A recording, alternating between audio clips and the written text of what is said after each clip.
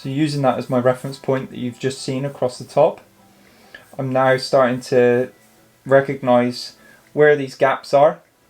So I'm trying to scale up. Is that gap the same as this gap here? Probably not, but that's okay. We can adjust that as we go further into the drawing. My main focus point right now is I want to make sure that this right here that I'm drawing is going to be correct.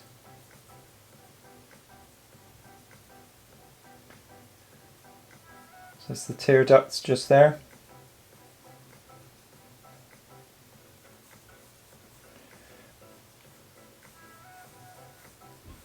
Again, it might be wrong. All these shapes that you're drawing right at the start might be wrong, but until you get them down and see it, these lines in relation to everything else that you have on your paper, you will never know if it's right or wrong.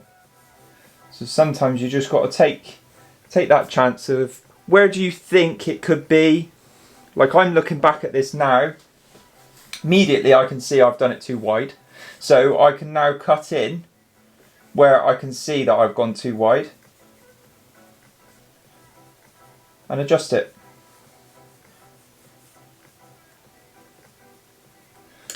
And just throw back.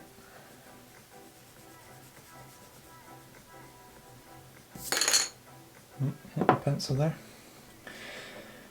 Okay, so carrying forward now. I can start going a little bit more darker now because I feel like I'm sort of, it's getting a little bit better as to the positioning of things. It's pretty dark up there, so I can start shading that in there so that I can understand where that falls in relation to everything else.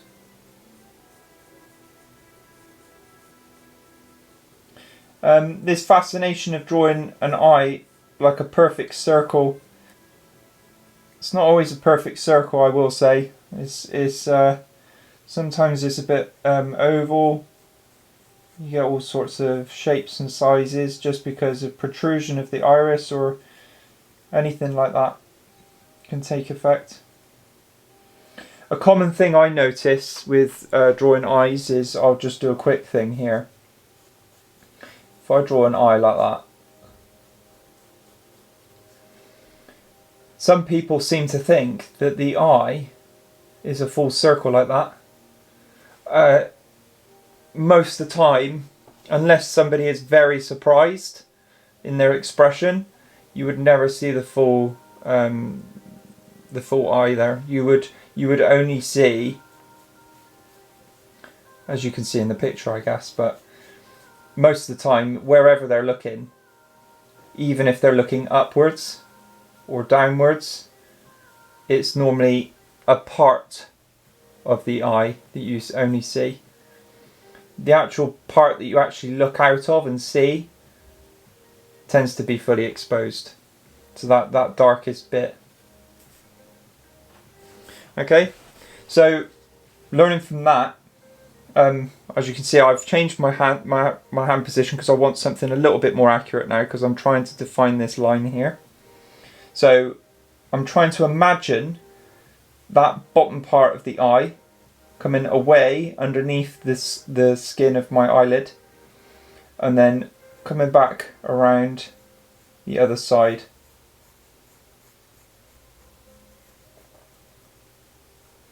The more you practice of visualizing where lines carry through from other things underneath, that's the whole point of anatomy.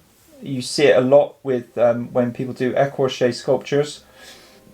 A lot of the thought in the sculpture or the painting will be about what lies underneath that skin. So either what muscles are there, what bones are there, how they're structured and how they're positioned as well. It tends to take a lot of effect on how things look from skin deep value. So yeah, I'm still feeling like I've actually gone too far still. So what I'll do is I'll darken the line again and just bring it in ever so slightly. It doesn't need to be dramatic changes all the time. The key to this is patience, obviously.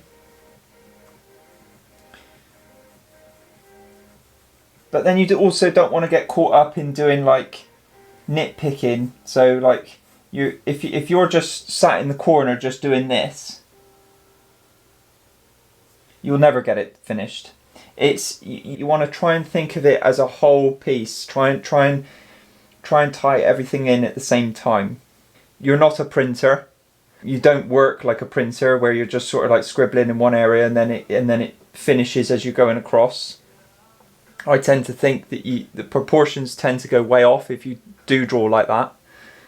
And seeing it from a whole point first helps a lot when you and you'll be thankful for it when you do start going into shading and stuff and doing all the finishing touches, because if you've not got that first element nailed, that first outline, you'll be kicking yourself, because you'll be just trying to fight something that you know that you've lost in the beginning.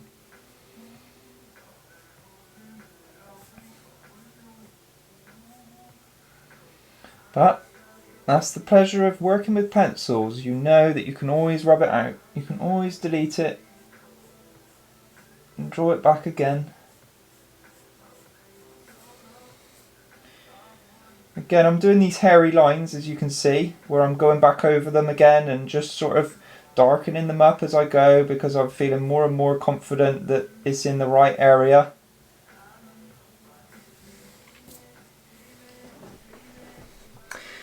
Okay, so I'm at a point now where the lines are very light, obviously, but I feel a lot more confident that they're in a better position. They're not perfect, but it's good enough that I can start working with a darker pencil now.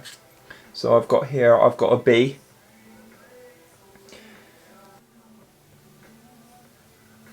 And then I can start working into these elements.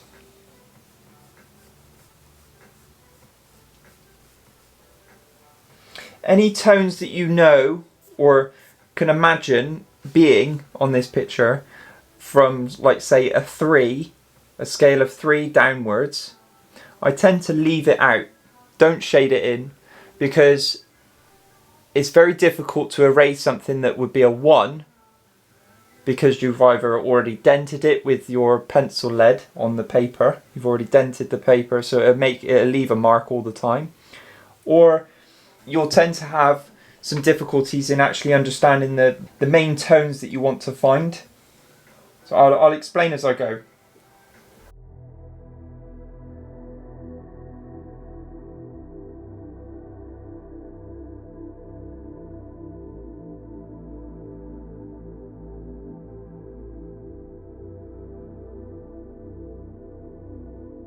Although I leave out that white part, I still want to draw it. So just very lightly, just start finding where that is, so that I know not to shade in there. It doesn't have to be bang on accurate, but you get a general gist of an idea of where that line sits in conjunction with everything else around it. So I can start now going a little bit darker in the centre.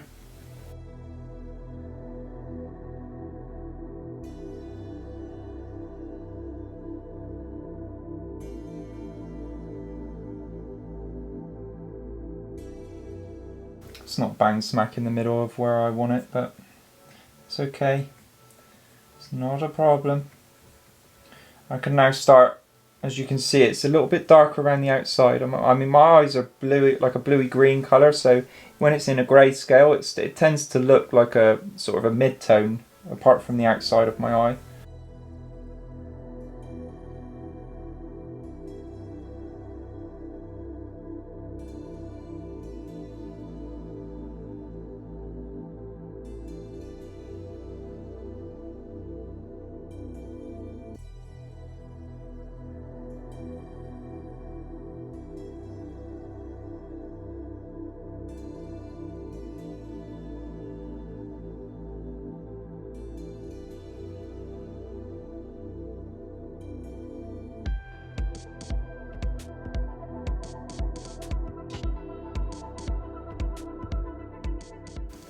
So the main thing that I use is I use Bristol board paper. So the paper itself is really fine grained, and it's almost like a card. So it's quite thick, and it'll take quite a bit. I mean, this is just standard printing cartridge paper here, and as this really, but it's much thicker. It's really smooth. I love it. It's a very, very good quality piece of paper. The pencils that I'm using are happen to be Faber-Castell at the moment. I hope I pronounced that right. Another common brand that I like to use is Derwent. Don't know why, just always got on with using those pencils. There's no sort of real preferences, so it's down to whatever brand suits you really. I mean, if you go into like the cheaper end of the spectrum, you get what you pay for ultimately. Again, here I'm just shading in very lightly, building it up. As you can see, I've gone back and reverted back to how I hold it.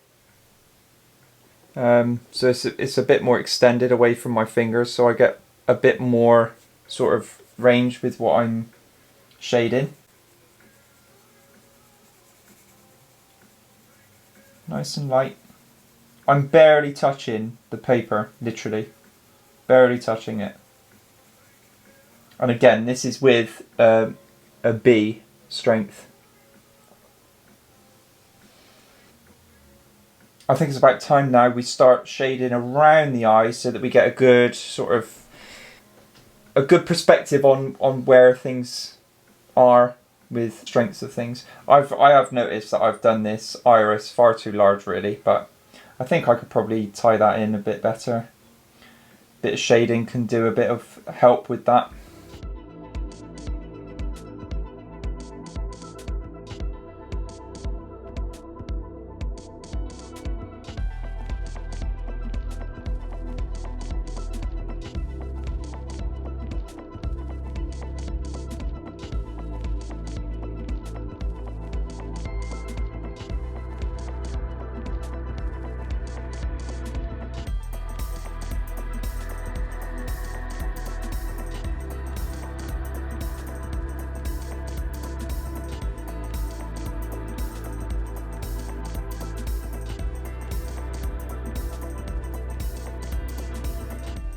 So what I'm doing is I'm finding the mid-tone range now. So as you can see in the photograph,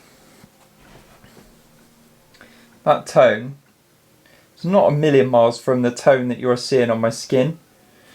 So what I will do now is I will start tying in the rest of this drawing with that mid-tone. So it'll take me some time.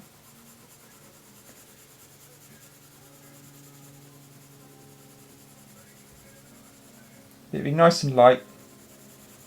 Just sort of cover the whole drawing with that same sort of strength.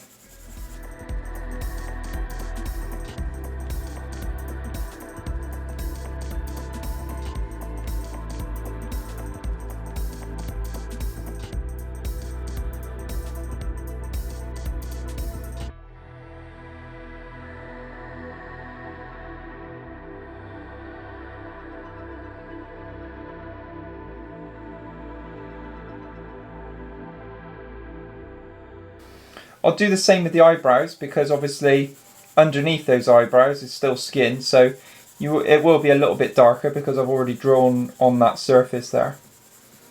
But again, just covering with that mid-tone. So another key thing here is that you'll notice where I've drawn here already, and then I've gone over with that same mid-tone. I've not pressed any harder, and you can see that layering process, how it's made it darker immediately. You'll see